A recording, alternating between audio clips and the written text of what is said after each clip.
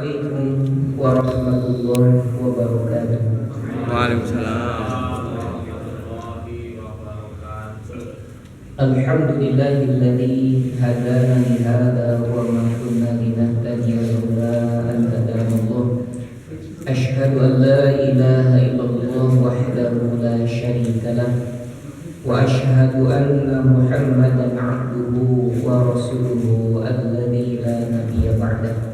Allahumma salli ala nabiyyina Muhammad wa ala alihi wa sahbihi ajma'in, amma ba'du. Alhamdulillah, puji syukur kita panjatkan kehadirat Allah Subhanahu wa taala. Pada kesempatan malam kali ini kita bisa kembali bermuajahah dalam rangka mencari ridho serta maghfirah dari Allah Subhanahu wa taala. Mudah-mudahan kita diberikan keistiqomahan untuk senantiasa bisa mentadabburi Al-Quran dan juga mengamalkan isinya. Tak lupa salawat serta salam semoga terus tercurah limpahkan kepada Nabi kita Nabi Muhammad sallallahu alaihi wasallam beserta keluarganya, para sahabatnya dan juga kita semua selaku umatnya. Bapak-bapak sehat Pak? Beda suaranya Mbak habisnya nyate. Ya, kita lanjutkan pembahasan tafsir kita masih di surat Al-Balad. Seperti biasa kita baca dulu ayat-ayatnya sebelum nanti kita membahas tafsirnya. A'udzu billahi minasy syaithanir rajim. A'udzu billahi minasy syaithanir rajim. Bismillahirrahmanirrahim.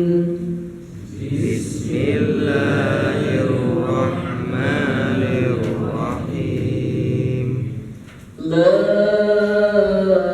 uqsimu bihadzal balad.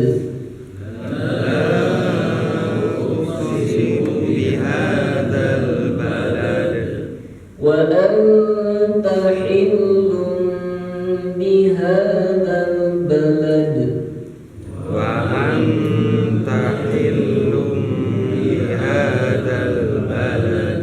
Wa walidin wa ma walad.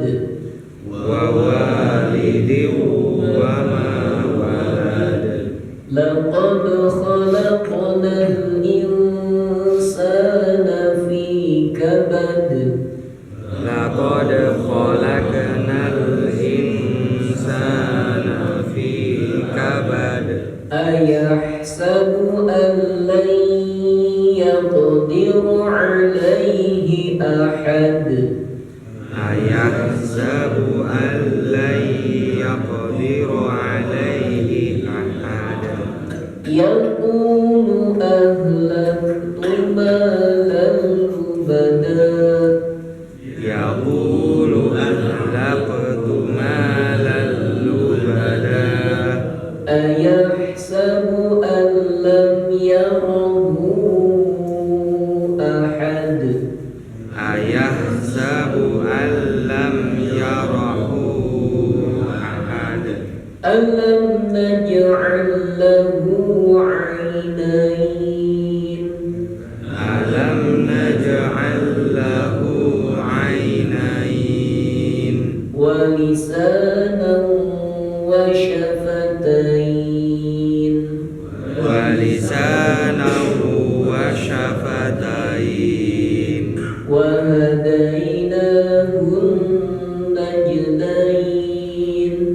Wa hadaynahun najdayn. Falaqtahamal 'aqabah. Falaqtahamal aqabah. Wa ma adraka mal 'aqabah.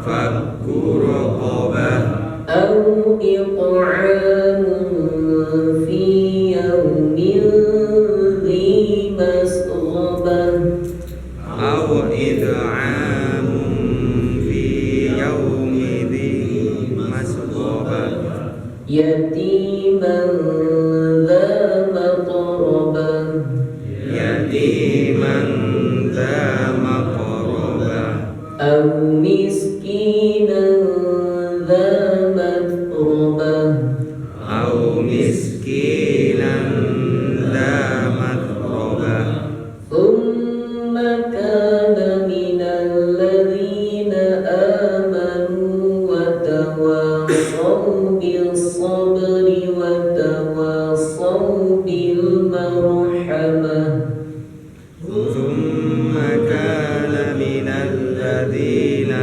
آمنوا وتواصوا بالصبر وتواصوا بالمرحمة أولئك أصحاب الميمنة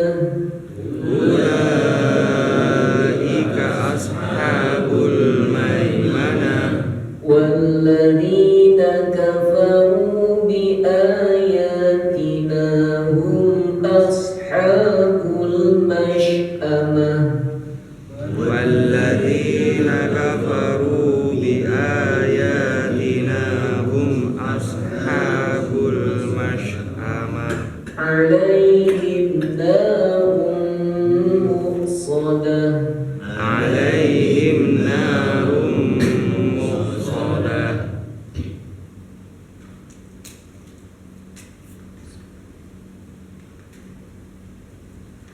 Kemarin terakhir ayat yang keempat ya. Sekarang kita masuk ayat yang kelima. Ayahsabu alla yaqdiru alaihi ahad. Ayahsabu, apakah ia mengira seorang manusia yang sedang dibicarakan oleh Allah ya. Apakah ia mengira alla yaqdiru alaihi ahad, bahwa tidak ada seorang pun yang berkuasa atas dirinya. Ibnu Katsir menukil ungkapan dari salah seorang tokoh tabi'in senior, Hasan al-Basri. Beliau mengatakan, yakni ayahsabu an la yaqdiru alaihi ahadun ya'khudhu malahu. Apakah seseorang mengira bahwasannya tidak ada seorang pun yang kuasa untuk mengambil hartanya? Ini secara khusus terkait dengan harta. Seolah-olah harta itu dia peroleh sendiri, terserah dia yang kuasa. Kenapa? Karena punya harta. Terasa hari ini UUD apa UUD Pak? Ujung-ujung duit. Siapa yang banyak duitnya berarti dia yang berkuasa. Awas, apakah manusia itu mengira bahwasanya seorang tidak akan bisa mengambil hartanya, tidak kuat, tidak sanggup mengambil hartanya. Qatadah kemudian beliau mengatakan ketika menafsirkan ayat ini, Ibnu Adam yadhunnu an la yus'al an hadzal mal, bahwa anak keturunan Nabi Adam, manusia, dia mengira, dia menduga bahwa tidak akan ditanya terkait dengan hartanya. Kenapa kok ditanya? Nah, kamu harta saya? Terserah saya. Ngapain tanya-tanya? Kan gitu. Ya. Tapi itulah manusia. Ada yang mengira, ada yang menduga bahwa harta itu tidak akan diminta pertanggungjawabannya. Min aina iktasabahu, dari mana dia mendapatkan harta tersebut? Apakah hasil korupsi? Apakah hasil nyolong? Apakah hasil transaksi jual beli yang halal? Apakah hasil kerja yang halal? Dari mana harta itu didapatkan? Para koruptor itu mereka duduk di tempat-tempat yang bersih, di tempat-tempat yang nyaman, tempat yang harum wangi. Tempat kerjanya bersih, tapi hasilnya kotor. Tetapi tukang sampah, mohon maaf, dia kerja di tempat kotor, tapi hasilnya bersih. Itu bedanya Pak, koruptor dengan tukang sampah. Kalau koruptor kerja di tempat bersih, hasilnya kotor. Tukang sampah kerja di tempat kotor, tetapi hasilnya bersih. Maka jangan dikira tuh harta itu tidak akan ditanya. Akan ditanya, min aina iktasabahu. Dari mana harta itu didapatkan? Dari mana harta itu diperoleh? Bahkan dua pertanyaannya. Yang kedua, wa aina anfaqahu. Dan kemana harta itu diinfakkan? Ngambilnya bagus, tetapi keluarnya jelek. Jadi gimana Pak? Kerjanya mahal Pak, hasilnya cuma hasilnya poya-poya di diskotik, mabuk-mabukan gimana? Ya tetap dosa kan itu. Maka dua terkait dengan harta, pertanyaannya dari mana harta itu didapatkan dan juga kemana harta itu diinfakkan. Maka kalau berbicara tentang hadis ini, karena Qatadah juga kan menukil ini dari riwayat Nabi ya, bahwa dua kaki seorang hamba itu tidak akan bergeser kecuali ditanya empat hal. Salah satu diantaranya terkait dengan harta. Maka kalau kita perhatikan, maka pantas orang miskin itu orang yang lebih cepat. Lebih cepat apanya? Masuk surganya. Interogasinya lebih cepat lah. Kenapa? Gak punya apa-apa. Punya mobil nggak? Nggak. Lewat tuh. Punya motor nggak? Nggak. Lewat tuh. Beli rumah nggak? Lewat. Cepet gitu. Karena lewat terus tuh. Maka itu saking hartanya nggak sedikit, saking hartanya sedikit, pertanggungjawabannya pun kan sedikit. Semakin tinggi jabatan, semakin tinggi juga tanggung jawabnya kan begitu. Sama pun banyak, harta pun sama. Semakin banyak harta dimiliki berarti semakin banyak tanggung jawabnya. Jadi kalau begitu miskin aja Pak. Banyak yang pengen itu Pak. Miskin aja kalau begitu.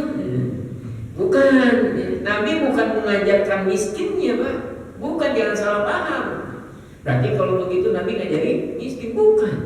Tetapi Nabi ingin mengajarkan tanggung jawab.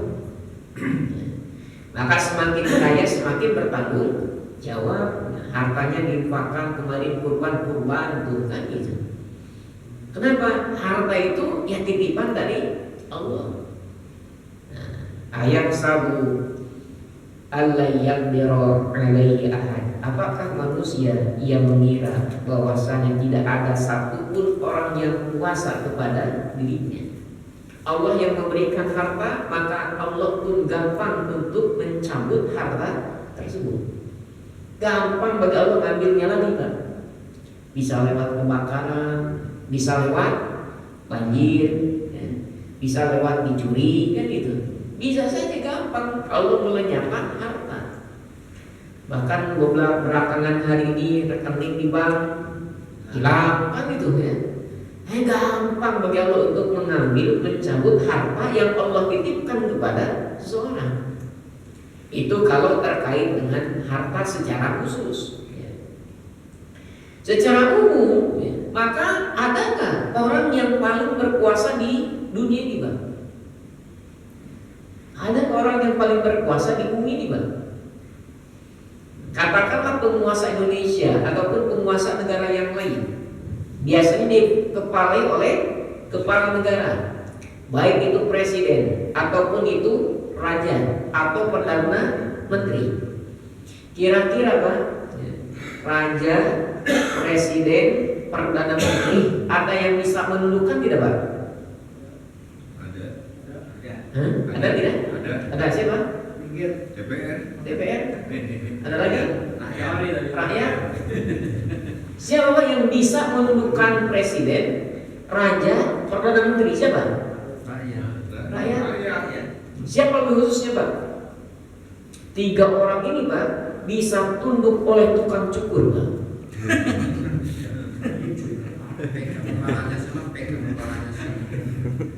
Ketika presiden, perdana menteri ataupun raja dicukur suruh tunduk gimana Pak? Tunduk Pak. Walaupun dia sekelas presiden, walaupun dia sekelas perdana menteri, walaupun dia sekelas raja Pak, tunduk Pak di depan tukang cukur Pak. Nah, ini sebagai renungan bagi kita. Ya. Kalau jadi DPR atau repot Pak, harus ngumpulin suara yang banyak. Cukup jadi tukang cukur Pak.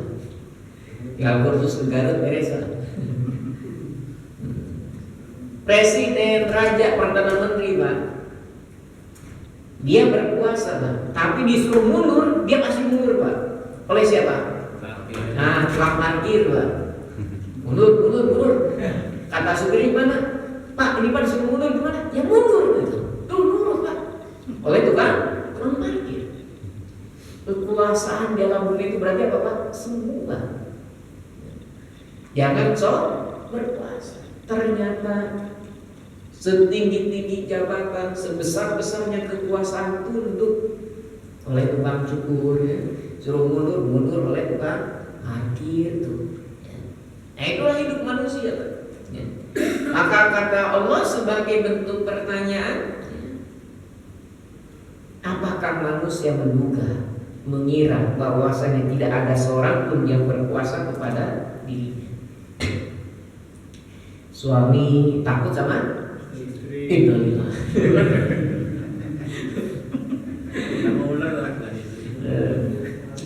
Seharusnya istri ya, takut sama suami. Jangan dibalik. Nah itu secara umum. Awas. Kemudian ini terkait dengan harta. Kenapa? Karena ayat berikutnya menyinggung tentang harta. Yaqulu ahlaktu malan lubada. Manusia itu kemudian ia mengatakan ahlaktu, saya sudah membinasakan. Ya, maksudnya saya sudah menghabiskan, saya mempergunakan malan lubada. Malan harta, lubadan yang sangat banyak. Ya. Betul Pak? Kita menghabiskan harta yang banyak Pak.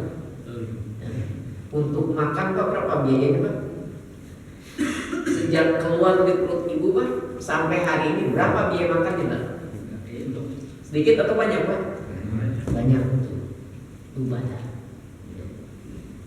Minum Pak, biaya untuk minum sedikit atau banyak? Banyak Pak. Pakaian banyak.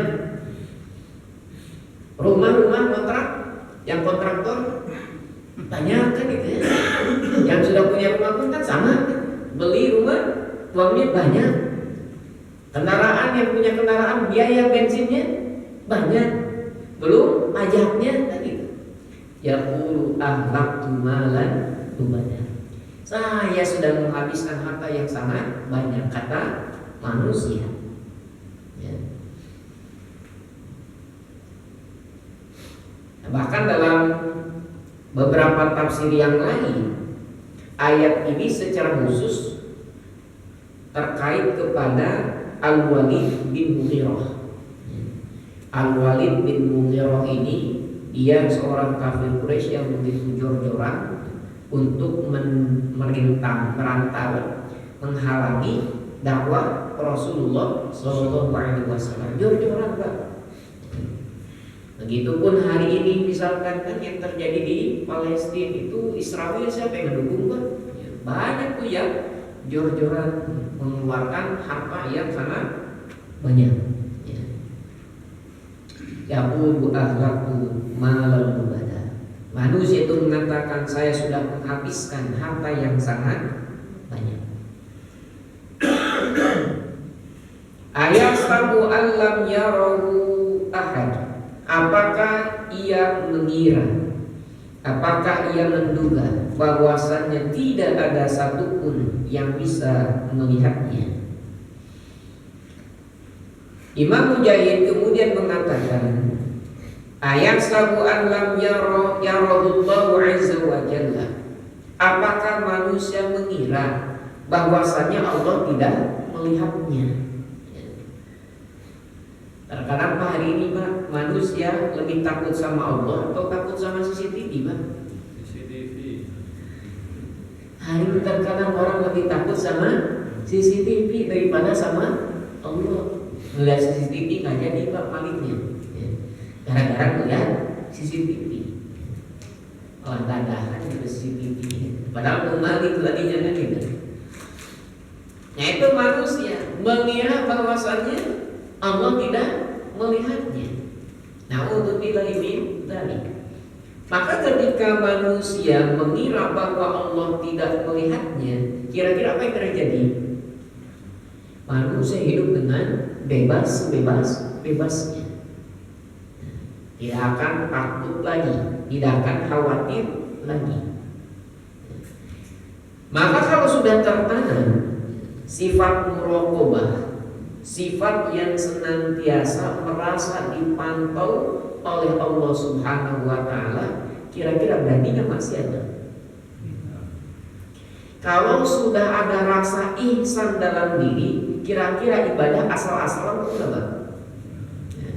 Ihsan itu kan anta'budallaha ka'annaka tarahu. Engkau beribadah kepada Allah seolah-olah engkau melihatnya. Fa in lam takun tarahu fa innahu yaraka.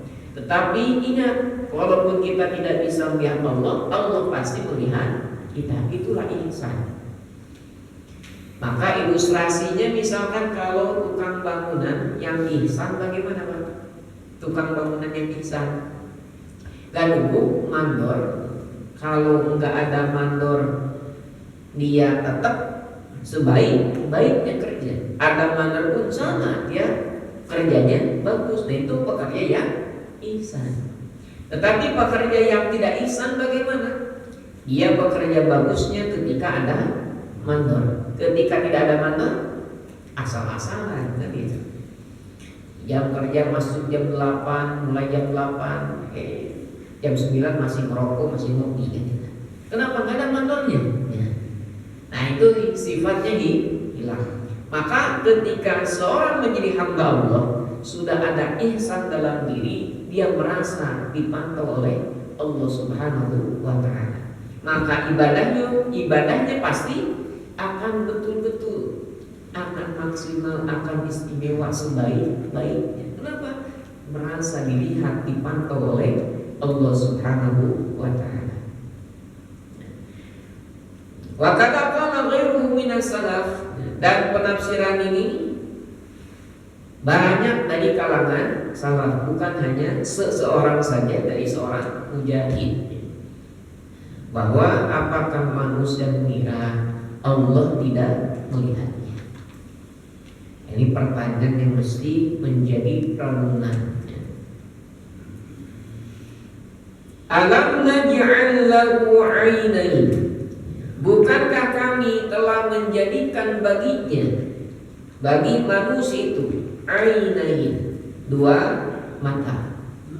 Dengan dua mata tersebut yubsiru bihima, dia bisa melihat dengan kedua mata tersebut. Coba kalau matanya hilang satu gimana Pak? Terasa hilang nikmat dari Allah. Gak bisa melihat dua-duanya gimana Pak? Tambah berat. Itu Allah berikan mata kepada kita. Gratis bayar Pak? Gak yang bayar Pak punya mata? Gratis gitu. Allah jadikan kedua mata itu bagi manusia, bisa melihat. Walisanan, dan juga Allah pun menjadikan lisan. Wasyafatain, dan juga dua mulut. Yasta'inu bihima 'alal kalam, dengan keduanya maka manusia bisa berbicara. Wa akala ta'am, dan manusia itu bisa makan. Makan tanpa lidah bisa Pak? Itu ngatur makanannya kan susah. Apalagi yang giginya bolong kan, nyangkut pakai lidah kan ya. Pakai lidah disangkut-sangkut. Nah kemudian bukan hanya untuk berbicara, untuk makan, wa jamalan di wajihi wa famihi, sebagai keindahan, ganteng kalau laki-laki, cantik kalau perempuan. Coba Pak, secantik-cantiknya wanita Pak, kalau tanpa bibir cantik Pak? Gak akan cantik. Seganteng-gantengnya laki-laki Pak, tanpa bibir gimana Pak? Gak ganteng. Nah itu sebagai jamalan, sebagai keindahan, ganteng dan juga cantik ya. Kemudian Ibnu Katsir menukil sebuah riwayat dari Al-Hafidz Ibnu Asakir. Nabi sallallahu alaihi wasallam bersabda, ini hadisnya hadis qudsi. Yaqulullahu ta'ala, Allah Subhanahu wa taala berfirman, "Ya ibna Adam, qad an'amtu 'alaika ni'man idhaman." Wahai anak Adam, sesungguhnya saya telah memberikan kepada kamu nikmat-nikmat yang sangat besar. Nikmat-nikmat yang sangat besar. Maka ada nggak nikmat kecil? Sebenarnya nikmat itu semuanya besar. Kecil itu menurut kita. Kenapa? Karena menyepelekan. Jadi seolah-olah kecil, padahal itu sangat besar. Contoh yang nikmat yang besar tapi terkadang dilihat kecil apa Pak? Bernapas kan itu ya? Bernapas seolah-olah sepele, tetapi pada hakikatnya itu besar. Nikmat punya mata, terasa Pak punya mata itu nikmat? Kapan terasa nikmatnya Pak? Sakit mata. Nah kalau sakit mata baru terasa nikmat. Terasa punya lidah kapan Pak? Kalau sariawan dulu terasa tuh nikmatnya. Nah itu anak manusia ditegur dulu oleh sakit, baru terasa begitu nikmatnya.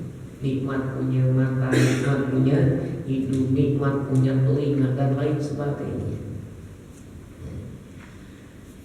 Wahai anak Adam, sesungguhnya aku telah memberikan nikmat kepadamu, nikmat-nikmat yang sangat besar. La tuhsa adamuha, dan nikmat-nikmat besar itu tidak akan pernah terhitung jumlahnya. Mustahil kita bisa menghitung nikmat-nikmat Allah.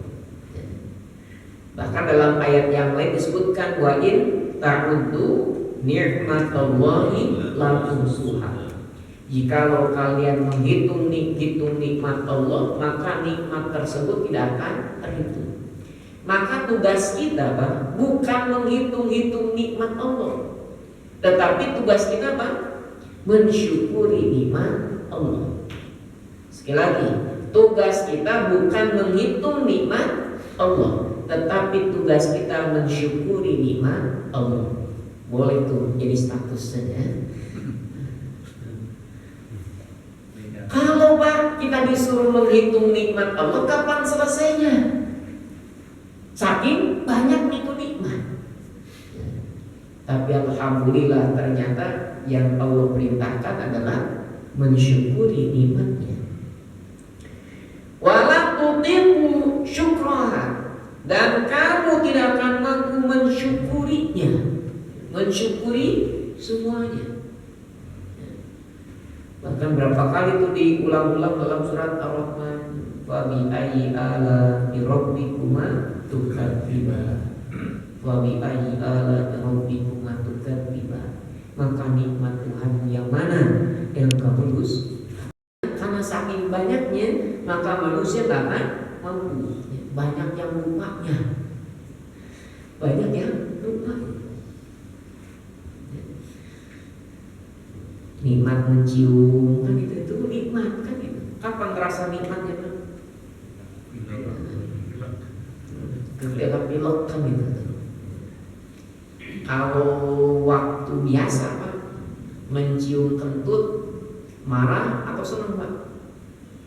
Marah biasanya Pak. Ini siapa yang kentut? Tiba-tiba kentut. Ketika COVID Pak gimana Pak? Senang atau marah Pak? Senang ketika COVID itu Pak. Ada yang kentut, terasa baunya, alhamdulillah, itu senang Pak. Kenapa Pak? Kalau nggak kecium tak jadi COVID, positif COVID itu. Nah itulah manusia Pak. Gambarannya seperti itu. Manusia kata Allah, la tudiku syukroha, tidak akan mampu untuk mensyukurinya. Tidak akan mampu mensyukuri nikmat-nikmat Allah yang begitu banyak, yang begitu besarnya. Ada saja yang kelewat. Wa inna mimma an'amtu 'alaika an ja'altu laka 'ainaini tanzuru bihima. Dan di antara nikmat yang aku berikan kepadamu, wahai manusia, aku menjadikan bagimu kedua mata. Dengan kedua mata itulah kamu bisa melihat. Wa ja'altu laha ghita'an. Wa ja'altu lahuma ghita'an. Kemudian aku menjadikan bagi keduanya ada penutup. Apa sebenarnya? Kelopak mata. Itu kelopak mata Pak bisa ngedip itu siapa Pak? Yang gerakin. Nikmat dari siapa Pak? Nikmat Allah. Kadang terasa tidak Pak? Kadang nggak terasa. Coba bisa nggak Bapak melotot Pak sejam aja Pak? Jangan begitu. Bisa Pak? Terasa itu nikmat punya kelopak itu. Ketika jalan ada debu itu langsung otomatis kan nutup itu kelopak mata. Ya itu nikmat ternyata. Mata kita dilindungi oleh kelopak mata. Fanzur bi'ainika ila ma ahlaltu laka. Maka kata Allah, lihatlah dengan kedua matamu, lihat apa yang dihalalkan kepadamu. Maka mata itu melihat yang halal. Wa in ra'aita ma haramta 'alaika fa'aqbid 'alaihima ghita'ahuma. Kalau kamu melihat yang haram, maka kata Allah apa? Tutupkan kelopak matanya, jangan dilihat. Itu kata Allah. Maka ini ada fungsinya ternyata. Ya. Fungsinya bukan hanya menutup mata ketika ada debu, tetapi tutupkan mata ketika melihat yang haram. Ada wanita cantik Pak lewat Pak. Bagaimana Pak? Subhanallah untuk pertama kalinya. Yang keduanya tutup. Yang keduanya alhamdulillah terus.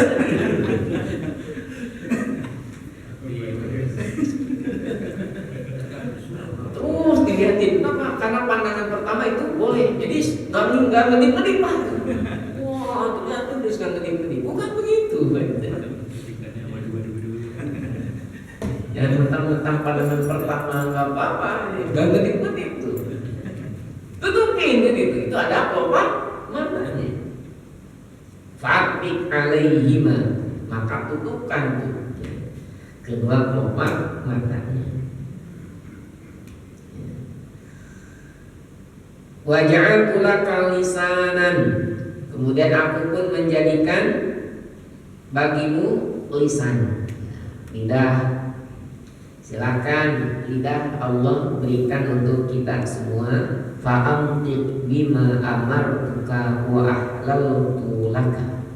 Maka silakan pergunakan lidah untuk berbicara sesuai dengan apa yang Allah perintahkan sesuai dengan apa yang Allah halalkan. Ya. Maka berbicara yang baik. Qul khairan au liyasmut. Berbicaralah yang baik atau diam. Maka kalau tidak bisa berbicara yang baik, sekiranya ini pembicaraan kotor, pembicaraan bisa menyakiti orang, maka lebih baik diam.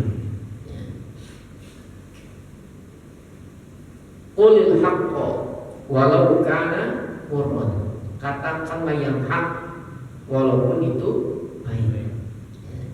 Tapi caranya tetap manis, Pak. Caranya tetap manis.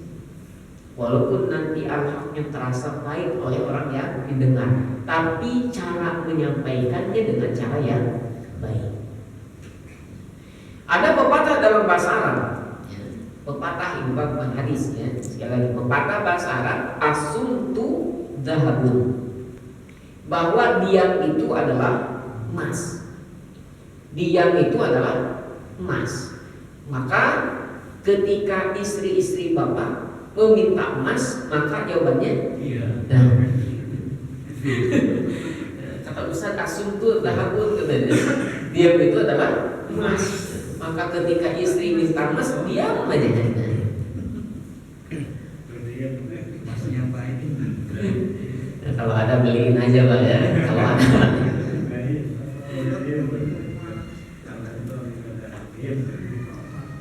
Nah itu lisan, Allah berikan lisan kepada kita. Dan yang lainnya. Nah, lisan pun jadikan untuk yang baik-baik, jadikan yang bagus-bagus ya. Terus disebutkan beberapa nikmat. Ujung-ujungnya ada ungkapan yang menarik, ya ibna Adam, innaka la tahmilu sukhti. Ingat wahai anak Adam, sesungguhnya engkau tidak akan sanggup memikul murkaku. Tidak akan ada yang bisa memikul kemurkaan dari Allah Subhanahu wa ta'ala. Maka jangan macam-macam ya. Jangan macam-macam. Wala tutiqu intiqami. Wahai anak Adam, kamu tidak akan kuat untuk menanggung hukuman dariku ya. Kalau Allah menghukum, tidak ada yang bisa sanggup atau kuat menghadapi hukuman dari Allah. Kaum Nabi siapa tuh? Nabi Shalih, kaum Samud nantangin di azab. Dikasih jeda 3 hari 3 malam, hancur. Tidak ada yang bisa ataupun tidak ada yang sanggup menahan memikul siksa dari Allah Subhanahu wa ta'ala. Baik itu siksa di dunia ataupun nanti siksa di akhirat. Emang masuk ke neraka itu apinya api amat-amat kuku kan gitu. Enggak gitu. Panasnya api neraka menghancurkan anggota badan, anggota tubuh. Kemudian Allah Subhanahu wa ta'ala melanjutkan, wa hadainahun najdain, dan kami memberikan hidayah, memberikan petunjuk kepada manusia an-najdain. 2 najdain, 2 jalan. Apa yang dimaksud dengan 2 jalan atau an-najdain ini? Abdullah bin Mas'ud menafsirkan an-najdain al-khair wa syarr. Kami telah menunjukkan kepadamu jalan kebaikan dan juga jalan keburukan. Dan ini bukan hanya pendapat Ibnu Mas'ud saja. Ternyata diriwayatkan oleh Ali bin Abi Thalib, Ibnu Abbas, Mujahid, Ikrimah dan lainnya. Allah sudah memberitahu kepada kita mana jalan yang baik, mana jalan yang buruk. Tinggal bagaimana kita memilih, mau memilih yang mana, jalan yang baik atau jalan yang buruk.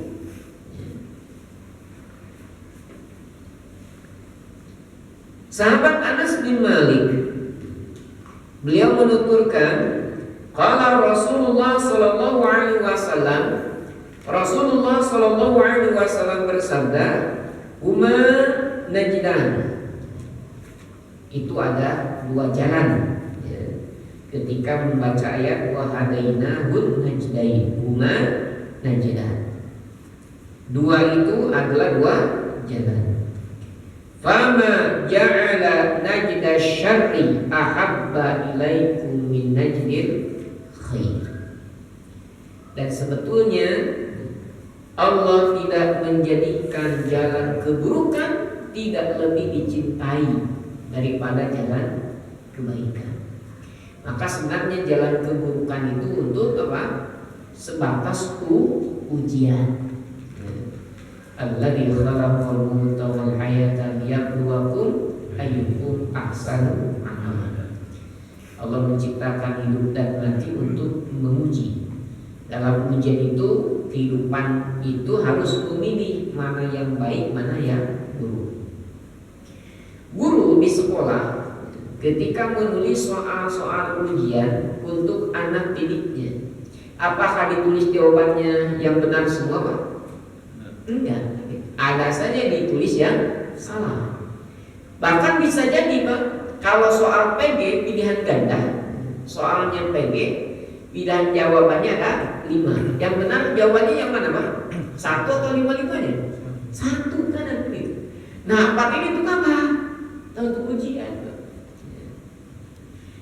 Ketika maghrib kan itu waktunya kan pilihannya banyak kan?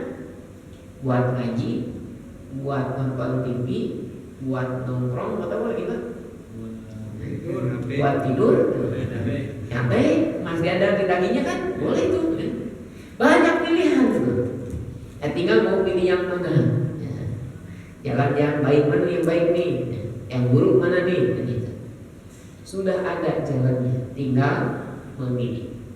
Nah, tentu pilihan kita di dunia harus digunakan sebaik-baiknya. Memilih yang mana? Memilih yang baik. Kenapa? Karena nanti di akhirat, Pak, kita nggak bisa milih, Pak, surga dan neraka, nggak bisa. Tetapi kita dipilih sesuai apa yang kita pilih di dunia. Ya. Orang kafir mau masuk surga, Pak, mau nggak kira-kira? Orang kafir mau, Pak. Orang kafir di akhirat itu mau masuk surga, Pak. Milih masuk surga, tetapi bisa masuk surga? Enggak. Kenapa? Salah pilih dalam dunianya. Ya. Maka alam dunia ini betul-betul kita gunakan sebaik-baiknya untuk memilih jalan-jalan kebaikan. Nah, ini makanya pendapat-pendapat dari kalangan para mufassir menafsirkan ayat an-najdain dengan jalan al-khair wasyarr, jalan kebaikan dan juga jalan keburukan. Nah, ini pendapat jumhur para ulama. Ya. Ada juga sebuah riwayat yang disandarkan kepada Ibnu Abbas, ya, disandarkan kepada Ibnu Abbas. Penafsiran wahadainahu najdain, kami memberikan hidayah kepadanya, memberikan petunjuk kepadanya, ai tajyain. Apa ya, supaya lembut, mohon maaf kalau agak kasar, ke dua payu darah ibunya. Maksudnya kecil kan, anak kecil ya, itu bebas pilih mau yang kanan mau yang kiri. Ya. Cuma ini pendapat yang marjuh, ya, pendapat yang lemah, ya. Tapi yang kuat yang tadi kan, an-najdain itu thariqul haq wa thariqul asyar, thariqul khair wa thariqus syarr, jalan kebenaran atau jalan keburukan. Silakan dipilih. Jangan sampai pilih. Sebagai perbandingannya di surat Al-Insan, ya, ayat yang kedua dan juga ayat yang ketiga. Ayat ketiganya dengan jelas, inna hadaina us-sabila, sesungguhnya kami telah memberikan hidayah kepada dirinya as-sabila, jalan. Cuma nanti ada dua, imma syakiran, ada yang bersyukur, wa imma kafuran, dan ada yang kufur. Perbandingan siapa yang bersyukur, Bang? Orang yang menapaki jalan kebenaran, itulah orang yang bersyukur. Sebaliknya orang yang kufur berarti orang-orang yang menapaki jalan keburukan, maka itulah orang-orang yang kufur. Maka mudah-mudahan kita senantiasa menjadi hamba-hamba Allah yang siap melangkahkan kaki kita, yang istiqomah menempuh jalan kebaikan. Para hadirin rahimakumullah, mungkin ini yang bisa disampaikan. Mudah-mudahan ada guna serta manfaatnya untuk kita semua. Akhirul kalam kita tutup dengan doa kafaratul majlis. Subhanaka Allahumma wa bihamdika asyhadu an la ilaha illa anta astaghfiruka wa atubu ilaik. Wassalamualaikum warahmatullahi wabarakatuh. Waalaikumsalam.